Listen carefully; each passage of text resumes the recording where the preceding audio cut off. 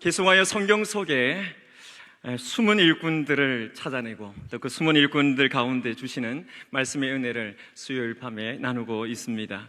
사실 우리 교회 안에도 숨은 일꾼들이 많이 계시죠. 말 없이 묵묵히 또 겸손한 마음으로 섬기는 분들이 많이 계십니다. 오늘 말씀을 살펴보면서 오늘 등장하게 되는 인물 역시 그런 성경 속의 숨은 일꾼으로서 그의 신앙과 또 그 사역의 성숙함을 발견해 갈 때 하나님께서 하나님의 교회를 세워가는 일에 어떻게 사용하고 계시는지 함께 그 말씀을 찾아내며 또 은혜 나눌 수 있기를 간절히 원합니다. 사도행전은 바울의 행전이라고 할 만큼 많은 분량을 바울에 대하여 기록하고 있습니다. 그 사역을 보면 9장에서부터 28장까지 많은 부분 기록되어 있습니다. 이방인들을 위한 사도였던 바울이 제수의 몸으로 로마로 가는 그 전도 여행, 그것까지 포함하여 총 4번의 전도 여행을 하게 되는데, 오늘 봉독한 본문의 전문맥을 잠깐 살펴보면 18장에 들어오면서 사도 바울은 고린도에서 아굴라와 브리스길라 부부의 집에 거주하면서 1년 6개월 동안 회당에서 강론하고 또 유대인과 헬라인에게 권면하고 전도하는 것을 봅니다. 그리고 바울은 아굴라와 브리스길라 부부와 함께 이 고린도에서 떠나 에베소로 와서 잠시 머무는 동안에도 전도하는 일을 멈추지 않고 회당에 들어가서 유대인들과 변론을 합니다. 그리고 바울은 그들과 작별하고 에베소를 떠나서 처음 2차 전도 여행을 출발하였던 그곳으로 다시 돌아오는 것을 오늘 본문 앞에서 우리가 살펴볼 수 있습니다. 22절 상반절에 보니까 가이사랴에 상륙하여 올라가 교회의 안부를 물은 후에 예루살렘 교회에서 2차 전도 여행에 대한 선교 보고를 하고, 여기까지가 2차 전도 여행인 거죠. 그리고 나서 잠시 뒤에 바울은 새롭게 3차 전도 여행을 시작하게 됩니다. 그래서 21절 하반절에서 23절까지 말씀을 보면 안디옥으로 내려가서 갈라디아와 부르기아 땅을 차례로 다니면서 모든 제자들을 다시 굳건하게 하는 일을 시작하면서 3차 전도 여행을 시작하게 됩니다. 오늘 우리가 함께 읽으신 이 본문의 시점은 바로 여기에서 바울과 함께 고린도에서 에베소로 이주해 왔던 그 브리스길라와 아굴라 부부가 에베소에 그대로 남아 있을 때에 한 사람이 에베소로 이르게 되는데, 성령께서는 오늘 이 성경을 통하여 우리로 하여금 그 한 사람을 주목하게 하십니다. 그 사람은 바로 아볼로입니다.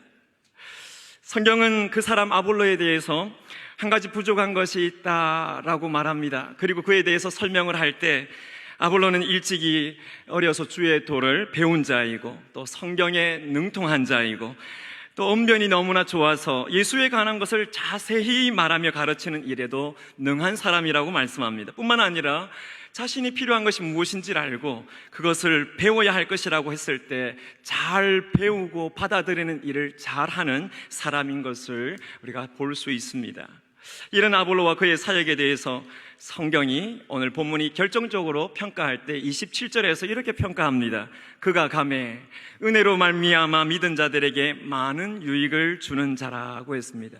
그리고 28절 말씀에서는 예수를 그리스도라고 증언하여 공중 앞에서 힘있게 유대인의 말을 이기는 자라 말씀하고 있습니다. 사랑하는 성도 여러분, 오늘 이 결정적인 평가를 볼 때 과연 아볼로의 배경이 무엇이기에 아볼로가 이렇게 쓰임을 받고 있는 것이겠습니까? 성경 속에서 바울처럼 완전히 드러나 있는 사람은 아니지만 그가 신앙의 여정을 어떻게 걸어왔는지 살펴보면서 그의 삶과 사역에 역사하시는 하나님께서 오늘 우리의 삶과 사역에도 동일하게 역사하고 계시고 또 앞으로도 계속해서 하나님의 그 계획 속에 우리의 삶 속에 사역 속에 역사해 가실 것을 함께 확신하게 되는 귀한 이 시간이 되기를 간절히 원합니다. 먼저 아볼로는 오늘 24절의 상반절에 보니까 이렇게 시작합니다. 알렉산드리아에서 난 아볼로라 하는 유대인. 이 알렉산드리아 출신이라고 하는 것을 밝히고 있습니다. 알렉산드리아는 이집트의 북쪽에 위치하고 있는 도시이고 지중해를 끼고 있는 항구 도시입니다. 알렉산드리아, 알렉산더 비슷하죠. 알렉산더 대왕이 이 유대인들을 이곳에 이주시켜 놓고 만든 도시가 바로 알렉산드리아입니다. 유대인들이 점점 많아지다 보니까 당시에 이 도시 안에 3분의 1 이상이 유대인들로 되었다고 합니다. 그래서 로마 제국 당시에 수도가 로마였고 그 다음으로 큰 도시가 여기 알렉산드리아였다고 합니다. 그래서 제국에서 두 번째로 영향력 있는 도시입니다. 당시 이곳에는 세계에서 가장 큰 도서관이 있었다고 합니다. 그 도서관에 소장된 책의 권수가 70만 권이라고 할 정도니까 대단한 거 아닙니까? 70만 권의 그 지식이 함께 모여있던 곳이 알렉산드리아입니다. 주 1500년경에 유럽에 있는 책들을 모았을 때 한 7만 권 정도밖에 안 됐다라고 하는 그 이야기를 들어보면 그보다도 10배나 더 많은 도서가 이곳 알렉산드리아에 있었다라고 하는 것입니다. 무엇을 말하는 것입니까?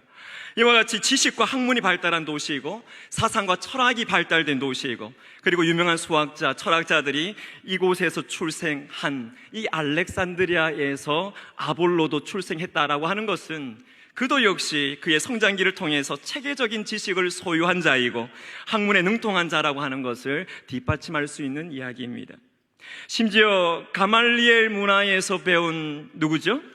바울과 비교하여 그 우열을 가릴 수 없을 정도로 대등한 사람이 아니었는가라고 말하는 신학자들도 있습니다.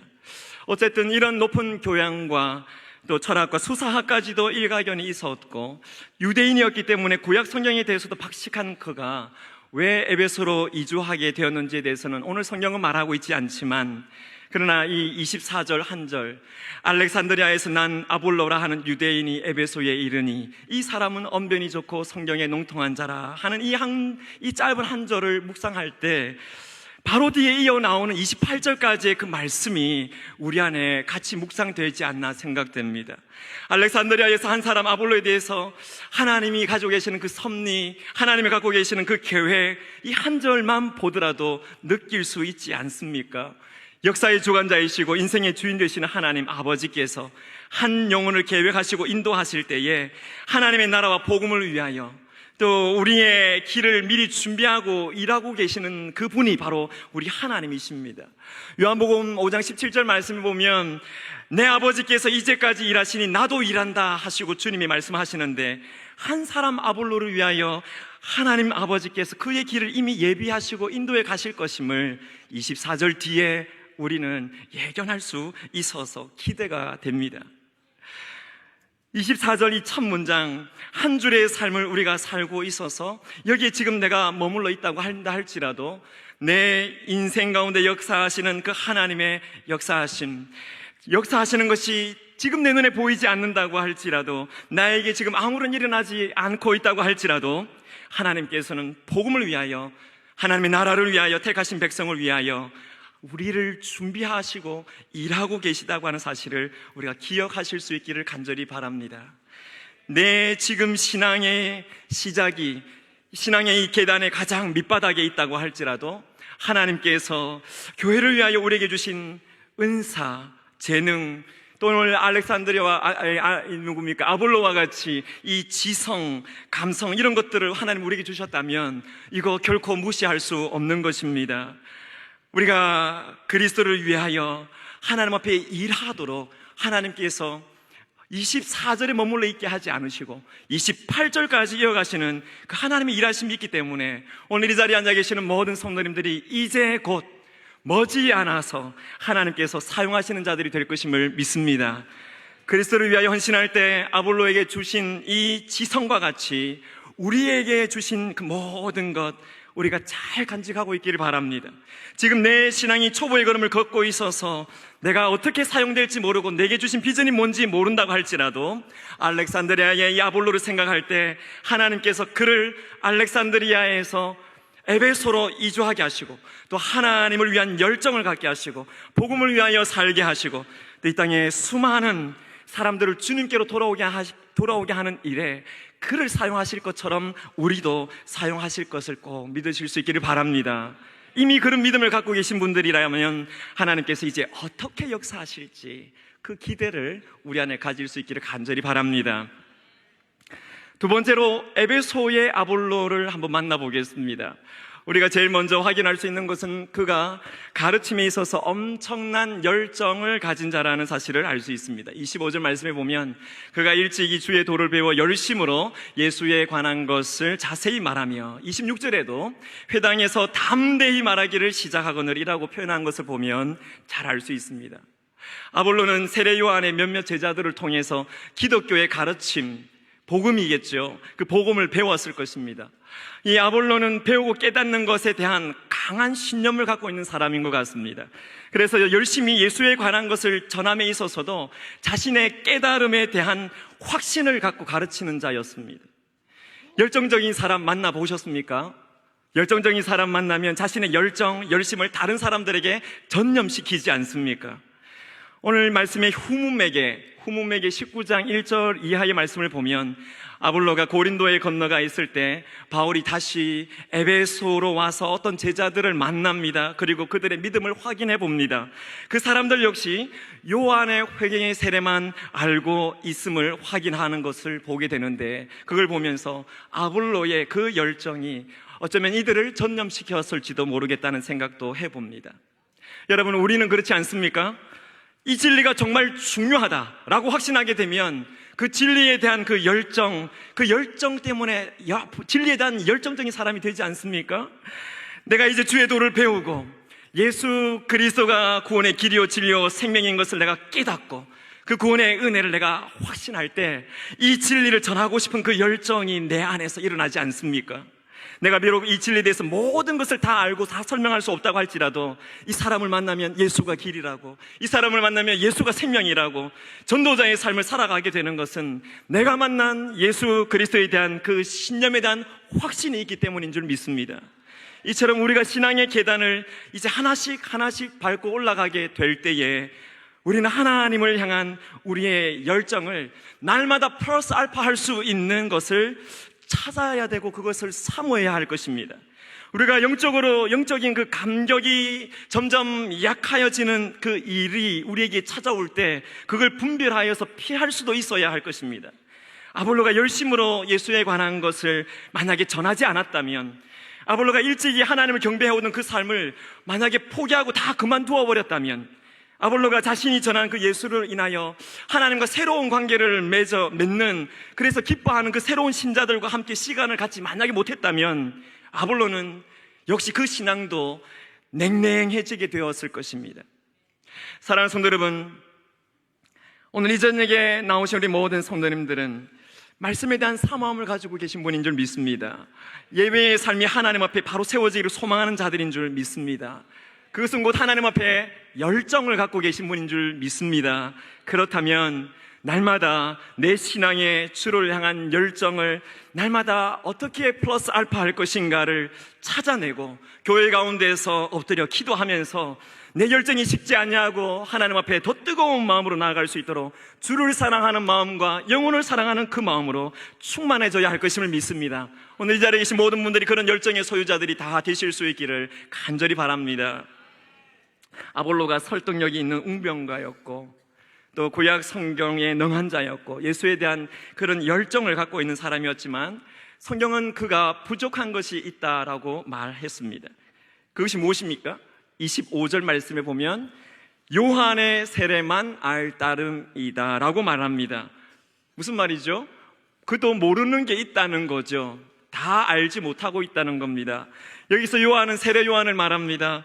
신학자들은 이 아볼로의 열정 어린 설교는 회개하라 천국이 가까웠느니라 말하던 그 세례 요한의 설교를 언변이 능한 자였기 때문에, 좋은 자였기 때문에 더 설교를 잘 세련되게 다듬어서 전하는 것에 불과하였을 것이다 라고 이야기합니다.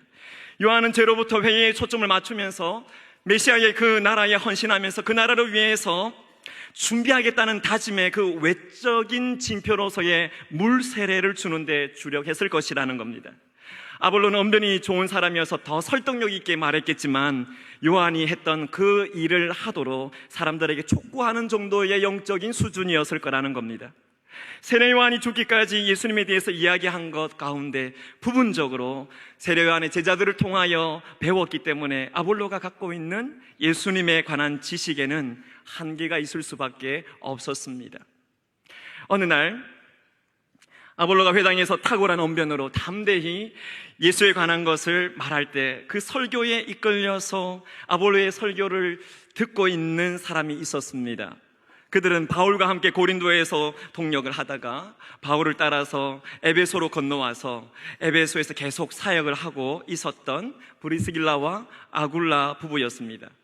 이 부부가 이 아볼로의 설교를 듣자 그의 메시지 안에 불완전한 부분이 있다라고 하는 것을 이내 발견하였습니다. 그래서 아볼로를 데려다가 하나님의 도를 더 정확하게 풀어 가르쳤다고 오늘 성경은 기록하고 있습니다. 이들 부부는 예수 그리스도의 생애와 예수님의 십자가의 그 죽으심과 죽으셨다가 다시 살아나신 예수님의 부활, 그리고 성령의 강림하심에 대해서 아볼로에게 자세히 설명해 주었을 것입니다. 이렇게 브리스길라와 아굴라로부터 복음의 그 역사적인 사실에 대해서 정확하게 알게 되었을 때 아볼로는 어쩌면 구약에 능한 자였지만 희미해 보였던 구약의 그 예언들이 선명한 모습으로 다가왔을 것입니다. 이렇게 두 부부를 만난 사건 이후에 아볼로의 사역을 보면 복음의 완전한 메시지를 얻었기 때문에 더욱 충만한 에너지와 더욱 담대함으로 능력 있는 사역을 하게 되는 것을 볼 수 있습니다. 진리의 열정 위에 복음의 명확성을 더해 주시는 그 은혜를 이 순간에 입었던 것입니다. 아볼로가 진리의 열정 위에 복음의 명확성이 더해지는 은혜를 입게 된 것은 신앙의 계단을 오를 때 그 계단을 밟고 올라설 수 있는 그 힘이 그의 내면에 있었기 때문이라고 저는 생각합니다. 아굴라와 브리스길라가 어떤 사람입니까? 얼마 전에 했는데요. 장막 만드는 자 아닙니까? 텐트, 천막을 만드는 자입니다.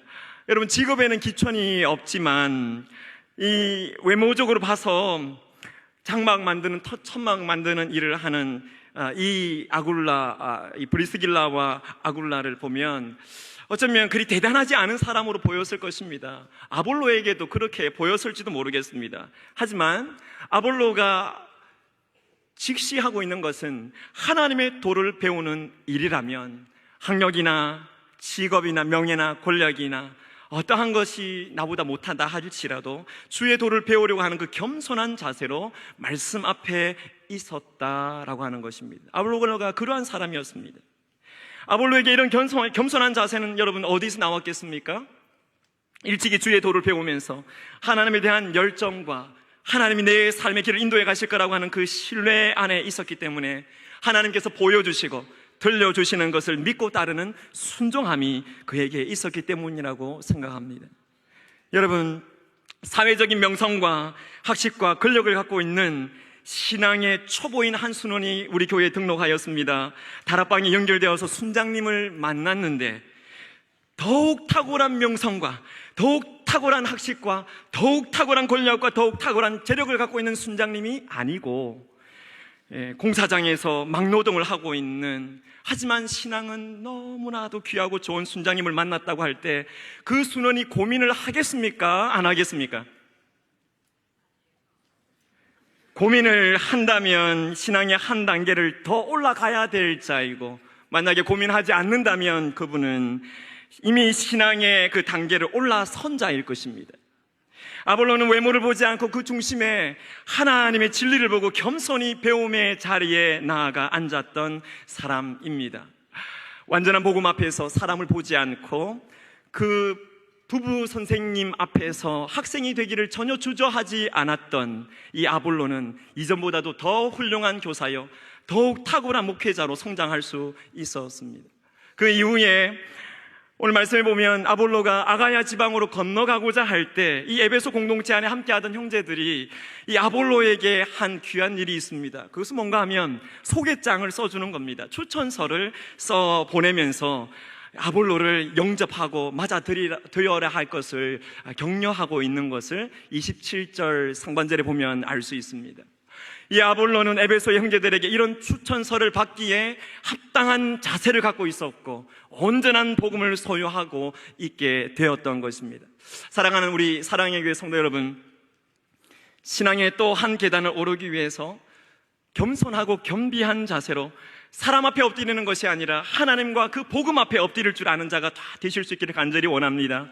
하나님의 말씀 앞에 납작 엎드릴 때 하나님께서 인정하실 뿐만 아니라 사람도 인정하고 동력자들도 인정하는 그 은혜를 우리가 받게 될 것임을 믿습니다. 저는 이 에베소에서의 아볼로를 묵상하면서 담임 목사님께서 간혹 말씀하신 은상가은이라고 하는 단어를 생각해 보게 됩니다. 은혜 위에 은혜가 더해지는 축복, 그것이 바로 이것이구나 생각했습니다. 그렇지 않습니까? 하나님의 도에 겸손히 납작하기에 엎드릴 때 완전한 복음을 더해 주신 것이지 않습니까? 하나님을 향한 그 열정으로 달려갈 때 하나님께서 이 아볼로의 길을 수정해 주셔서 바로 잡아 주셔서 온전한 복음 위에 바로 설 수 있도록 해 주신 것이라는 겁니다. 그래서 제가 은상가언을 조금 모방해서 4글자로 다시 한번 만들어 봤습니다. 열상가보. 무슨 뜻입니까? 하나님을 향한 열정 위에 복음으로 더해주시는 그 은혜, 이것을 의미하는 조합입니다. 우리 사랑의 공동체 안에 함께하는 모든 성도들 안에 열정 위에 복음이 더해지는 은혜가 충만하길 바랍니다. 열상가복이 충만하길 바랍니다. 진리의 열정 위에 복음의 명확성이 더해지는 그 은혜가 지금 이 순간에 이 남은 한 해 동안 우리의 삶 가운데 있기를 간절히 원합니다. 제자훈련 지원 조사하고 계십니까? 열상가복을 생각하시고 빨리 지원하십시오. 사역훈련 쉬고 계십니까? 내년에는 반드시 하십시오. 순장파송 두려워하고 있습니까? 진리 안에서 열정을 가지고 하나님 앞에 붙잡힌 바 되길 바랍니다. 쉬고 계시는 순장님 계십니까? 열상가복으로 하나님 앞에 서길 바랍니다. 세 번째로, 아볼로가 가야바 지방, 특히 이 고린도로 건너가서 전도를 하면서 신앙의 계단을 또 하나 더 올라가는 것을 볼 수 있습니다. 오늘 28절 말씀을 같이 한번 읽어보겠습니다. 시작. 이는 성경으로서 예수는 그리스도라고 증언하여 공중 앞에서 힘있게 유대인의 말을 이김이러라. 아멘. 바울이 그렇게 한 것처럼 아볼로 역시 메시지의 핵심을 예수는 그리스도라 하는 사실에 집중시켰습니다. 성경에 능통한 자였던 그는 성경의 말씀을 통해서 예수께서 메시아 되심을 더욱더 설득력 있게 확신 있게 전했습니다. 이 아볼로의 능숙한 언변, 앞서 살핀 것처럼 철학적인 그 학식, 성경의 능통함, 담대한 열정, 거기에다가 브리스길라와 아굴라로부터 회복한 온전한 복음, 그가 복음 전도 사역을 감당하는데 큰 뒷받침이 되었고, 그것으로 인해서 오늘 말씀에 보면 유대인들을 설득시키는데 귀하게 사용된 것을 볼 수 있습니다. 이로써 아볼로는 최고의 변론자라고 하는 사실을 입증되었다 볼 수 있습니다. 예수님의 메시아 되심을 변호하는 그의 주장은 대단히 설득력 있고 논리적이었기 때문에 감히 어떤 유대인들조차도 반대의 의견을 내놓지 못했던 것 같습니다. 이렇게 신앙의 한 계단 한 계단 오르면서 영적으로 도약하고 있는 이 아볼로에 대한 성경의 기록이 제가 대충 살려보니까 한 15절도 채 되지 않는 것 같습니다. 그래서 우리는 바울의 영향력이 얼마나 큰가를 이미 사도행전을 통해서 경험하고 있는데 2000년 전에는 고린도 안에서의 그 아볼로의 영향력도 바울 못지 않았다라고 봅니다. 바울이 고린도 교회에 쓴 편지 고린도전서 1장을 가보면 고린도 교회 안에 시기와 분쟁이 있어서 4개파로 분파가 나누어진 것을 우리가 잘 알고 있지 않습니까? 그 1장 12절 말씀해 보니까 내가 이것을 말하거니와 너희는 각각 이르되 나는 바울에게, 나는 아볼로에게, 나는 게바에게, 나는 그리스도에게 속한 자라 한다 하는 것이니, 이처럼 이방인의 사도인 바울을 따르는 자가 있는가 하면 예수님의 수제자인 게바, 누구죠? 베드로를 따르는 자들이 있고, 또 근본주의자와 같이 나는 예수파다라고 주장하는 사람들 사이에서 아볼로를 따르는 자들이 있을 정도로 아볼로의 영향력은 고린도 교회 안에서 확인되었던 부분입니다. 고린도전서 3장 4절에서 7절 말씀으로 넘어가서 보면 파당을 나누고 편을 나누기 좋아하는 사람들에게 인정받고 있는 그 내용들이 나오지만, 아볼로는 바울과 어깨를 견줄 만큼 대단한 영향력이 있는 사람이 아니었는가 생각해 볼 수 있습니다. 4절에 보니까 어떤 이는 말하되 나는 바울에게라, 다른 이는 나는 아볼로에게라 하니 너희 육의 사람이 아니요 라고 말합니다. 그렇게 나누어지는 것 보면 너희는 육신의 사람이다 라고 말하는 거죠. 그 다음 절에 보면 그런즉 아볼로는 무엇이며 바울은 무엇이냐? 그들은 주께서 각각 주신 대로 너희로 하여금 믿게 한 사역자들이니라. 바울이나 아볼로나 동일한 하나님의 사역자라고 하는 것입니다. 그래서 6절과 7절에서는 바울은 심었고 아볼로는 물을 주었으되 오직 하나님께서 자라나게 하셨고 심는 이나 물 주는 이는 아무것도 아니고 오직 자라게 하시는 이는 하나님뿐이시라고 말씀하고 있습니다. 바울이 심었고 아볼로는 물을 주었다고 말씀합니다. 심는 것, 다시 말하면 말씀의 씨앗을 뿌리는 것이 얼마나 귀하고 또 개척자로서 말씀의 씨앗을 뿌리는 것 얼마나 힘든 수고입니까? 하지만 심는 것만큼이나 중요한 것이 물을 주는 일인 줄 압니다. 잘 자라게 하고 잘 양육하고 훈련하여서 성숙으로 이끌어가는 것, 이거 역시 정말 귀한 일입니다. 위대한 전도자이자 교회 개척자였던 바울이 고린도 교회를 개척하여 세워놓은 후에 그가 떠나고 그 교회를 아볼로가 후임으로 와서 목회를 이어받았을 때 바울의 그 그늘이 얼마나 컸겠습니까? 그 큰 그늘 아래에서도 아볼로를 따르는 파당이 형성될 만큼 이 아볼로는 말씀의 증거나 목양의 그 목회에 있어서 탁월함이 있었던 것으로 생각할 수 있습니다. 저는 지금 아볼로가 바울만큼이나 탁월했다는 것을 말씀드리고자 하는 것은 아닙니다.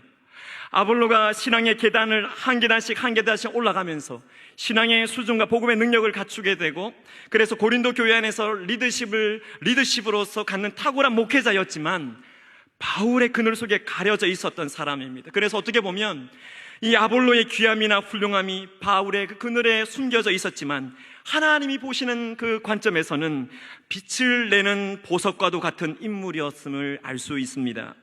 바울이 나는 심었고 아볼로는 물을 주었으되 오직 하나님께서 자라나게 하셨느니라 이렇게 말씀할 때 단지 바울과 아볼로의 역할의 차이만을 말하는 것은 아닙니다. 바울과 아볼로 두 사람이 하나님이 주신 능력으로 대등한 사역을 감당하고 있다고 해도 될 만큼 지금 말하고 있는 바울이 아볼로를 인정하는 것이고 바울 자신이 그렇다라고 말을 하고 있는 것입니다. 이와 같이 아볼로 역시도 바울의 사역을 더 섬기고 협력하고 더 존중하려고 노력하는 것을 말씀의 또 하나의 사건을 통해서 확인해 볼 수 있습니다. 고린도전서 16장 12절의 말씀을 같이 한번 읽어보겠습니다. 시작. 형제 아볼로에 대하여는 그에게 형제들과 함께 너희에게 가라고 내가 많이 권하였으되 지금은 갈 뜻이 전혀 없으나 기회가 있으면 가리라. 아볼로가 고린도 교회에서 적지 않은 존경과 인정을 받은 것 같습니다. 그래서 고린도 교회의 교인들이 아볼로를 다시 초청한 것입니다. 한때는 고린도에서 전도 사역을 감당했던 아볼로가 지금은 헬라 지방에서 전도 사역을 하고 있을 때였습니다. 그래서 바울도 고린도 교회 교인들의 뜻을 따라서 이 아볼로로 하여금 고린도 교회로 가보라고 권하고 있는 것입니다. 4개의 파벌이 형성되어 있는 이 고린도 교회의 상황 속에서 바울이 아볼로를 시기와 경쟁의 대상으로 생각하지 않고 아볼로에게 고린도 교회에 가서 교회를 돌아보아 달라고 권고하고 권면하고 있는 것입니다. 바울이 자신이 심었지만 자신이 심은 교회이지만 이 주님의 교회가 잘 자라나야 한다는 것을 더 중요하게 생각했기 때문에 아볼로의 인기와 상관없이 그가 가도록 권면하고 있다는 것입니다. 중요한 것은 그 권고와 권면에 대해서 아볼로가 어떻게 대답했냐면 지금 갈 뜻이 전혀 없으나 기회가 있으면 가리라 이렇게 말합니다. 아볼로의 자세를 엿볼 수 있습니다. 혹자는 아볼로가 시간적인 여유가 없어서 시간이 되면 가겠다라고 말한 거라고 이야기합니다만 바울의 후임이었던 아볼로가 고린도 교회를 개척한 바울을 염두에 두면서 바울의 목회적 역량 안에 있는 이 고린도 교회에 가서 혹시나 폐를 끼치지 않을까, 바울의 사역이 혹시나 훼손되지 않을까, 파당이 나눠진 이 상황에서 더 문제를 악화시키지 않을까 하여 갈 뜻이 없다라고 말한 것입니다. 이처럼 아볼로는 바울의 사역을 인정하고 존중하는 자였습니다. 자신의 유익보다는 하나님의 교회가 바로 세워지는 것을 먼저 생각하는 자였습니다. 바울의 사역을 존중하면서 하나님의 교회가 건강하게 바로 세워지는 이것이 아볼로의 바람이었습니다. 신앙의 계단을 하나하나 올라갈 때 아볼로는 바울의 사역을 존중하는 동력자였고 바울 역시 아볼로를 신뢰할 수 있는 복음의 동력자로 여겼던 것을 우리는 말씀을 통하여 살펴봤습니다. 사랑하는 성도 여러분, 아볼로와 바울이 이렇게 서로 존중하고 인정할 수 있는 것은 세상적인 방법으로 가능한 것입니까? 이 세상은 중상모략과 시기와 분쟁 속에서 심지어는 사람을 죽이기까지 하면서 서로 경쟁적으로 상대방을 낮추고 누르고 짓밟는 세상이므로 존중과 인정이라고 하는 것을 근본적으로 찾을 수 없습니다. 서로 존중하고 인정할 수 있는 것은 아볼로와 바울이 세상의 것을 구하지 않고 하늘의 것을 구하고 있기 때문인 줄 믿습니다. 아볼로와 바울은 자신들이 갖고 있는 것이 자기의 것이라고 주장하지 않습니다. 하나님께서 각자에게 맡겨주신 것이고 하나님이 각자에게 주신 능력과 복음이기 때문에 모든 것이 하나님의 것이라고 하는 것을 그들은 잘 알고 있었습니다. 그러니까 나는 심었고 아볼로는 물을 주었으되 오직 자라나게 하시는 이는 하나님이시라고 말할 수 있는 것입니다. 서로 존중함과 인정함으로 동력할 수 있는 것은 지난 주일날 담임 목사님 말씀하신 것처럼 전적 위탁의 과정을 우리가 밟지 않고서는 할 수 없는 일인 줄 압니다. 이 전적 위탁의 과정을 통해서 모든 것을 하나님 앞에 맡긴 자에게 가능한 것이 동력자를 존중하고 인정하는 것입니다. 하나님의 것을 갖고 누가 싸우고 있습니까? 하나님이 주신 것으로 누가 서로 비교하고 있습니까? 하나님이 옳다 하시는데 누가 이걸 인정해야 되나 인정하지 말아야 되나 고민하고 있습니까? 모두 옳지 않은 생각입니다. 교회를 섬기는 모든 동력의 과정 속에서 서로 격려하고 서로 존중하고 서로 인정하는 동력자의 관계를 잘 세워나가는 믿음의 동력자들이 다 되시기를 바랍니다. 내게 주신 것이 내 것이 아니라 하나님이 내게 허락하신 것임을 믿고 전적 위탁자로 우리가 살아가게 될 때 내 중심이 아닌 상대방 중심의 삶을 살고 내 뜻이 아닌 하나님의 뜻을 구하게 되므로 더 나아가서 하나님이 세우신 이 교회 가운데 우리가 하나님의 신실한 동력자가 되어서 하나님의 나라를 세워가는 일에 귀하게 쓰임받게 될 것을 믿습니다. 말씀을 정리하겠습니다. 오늘 말씀을 함께 나눈 우리 모든 성도님들 안에 아볼로 신앙의 계단을 오르다 라고 하는 것처럼 한 계단씩 올라가는 신앙의 영적인 도약이 계속해서 일어날 수 있기를 간절히 원합니다. 베드로후서 3장 18절 말씀 우리가 잘 아는 말씀이지 않습니까? 오직 우리 주 곧 구주 예수 그리스도의 은혜와 그를 아는 지식에서 자라가라 그렇게 말씀하시는 그 하나님의 소원과도 같은 그 말씀을 우리가 꼭 붙잡기를 바랍니다. 오늘 말씀을 맺으면서 여러분들에게 한 가지 선물을 드리고 싶습니다. 오늘 이 자리에 오신 모든 분들이 이 선물 다 받아가시기를 바랍니다. 여러분의 오른손에 하나님께서 지팡이를 하나 주셨습니다. 여러분 등산을 할 때 넘어지지 않도록 갖고 올라가는 것이 있죠. 뭡니까? 등산 지팡이입니다.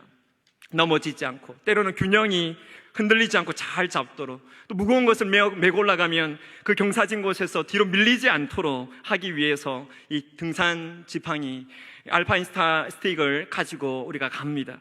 그와 같이 신앙의 계단을 한 계단 오를 때 신앙의 균형을 잡고 아무리 낮은 계단이라 할지라도 이것을 의지하여서 한 칸 올라가고 때로는 고난의 무거운 짐이 우리를 짓누른다 할지라도 영적으로 밀리지 않도록 하기 위해서 꼭 잡아야 되는 신앙의 지팡이가 있습니다. 오늘 드린 말씀을 요약해서 3가지 신앙의 지팡이를 여러분들에게 선물로 드리고 싶습니다. 그 첫 번째는 겸손의 지팡이입니다. 두 번째는 복음의 지팡이입니다. 세 번째는 동력자와의 관계의 지팡이입니다. 이 3개의 지팡이 여러분들 꼭 한번 잡아보시길 바랍니다. 이 시간 손을 한번 이렇게 내셔서 오른손을 내셔서 지팡이를 한번 꼭 잡아보십시오. 겸손의 지팡이와 복음의 지팡이와 관계의 지팡이로 하나님 앞에 신앙의 도약을 한 계단 잘 감당하시는 우리 모든 사랑의 교회 성도님들 되시기를 예수님의 이름으로 축복합니다. 기도하겠습니다. 하나님 아버지, 우리를 부르셔서 하나님 앞에 말씀의 진리 앞에 세워주시고 겸손히 주님을 바라보고 주님을 의지하고 나아가게 하셔서 하나님이 우리를 위하여 일하시고 하나님이 우리의 모든 것을 인도하여 주셔서 우리를 주의 신실한 도구로 사용하실 것을 계획하고 계신 분임을 확신할 수 있도록 은혜를 베풀어 주시기를 원합니다. 겸손히 주님 말씀 앞에 엎드립니다. 겸손히 기도의 자리에 엎드립니다. 그럴 때마다 하나님의 인정과 사람과 동력자의 인정이 온 성도들 안에, 교회 안에 있게 하여 주심으로 하나님이 영광 받으심 있게 도와주시기를 원합니다. 복음에 있어서 진리의 그 열정 가운데 더욱 명확한 복음이 우리 안에 있으므로 하나님 복음의 능력 있는 그리스도인으로 쓰임받게 도와주옵소서. 함께 동력하는 한 사람 한 사람, 사역 공동체 모든 부서 안에 한 사람 한 사람을 바라볼 때 존중과 인정함으로 바라보게 하여 주심으로 영가족 더욱 41일 하나님이 모든 시간 동안 하나님이 하늘 가운데 우리에게 내려주시는 그 존중함이, 그 인정함이 온 교회 안에 충만하도록 주님이 도와 역사하여 주시옵소서. 은혜 베푸시는 주님을 인하여 감사와 찬송을 올려드리오며 예수님의 이름으로 기도하옵나이다. 아멘.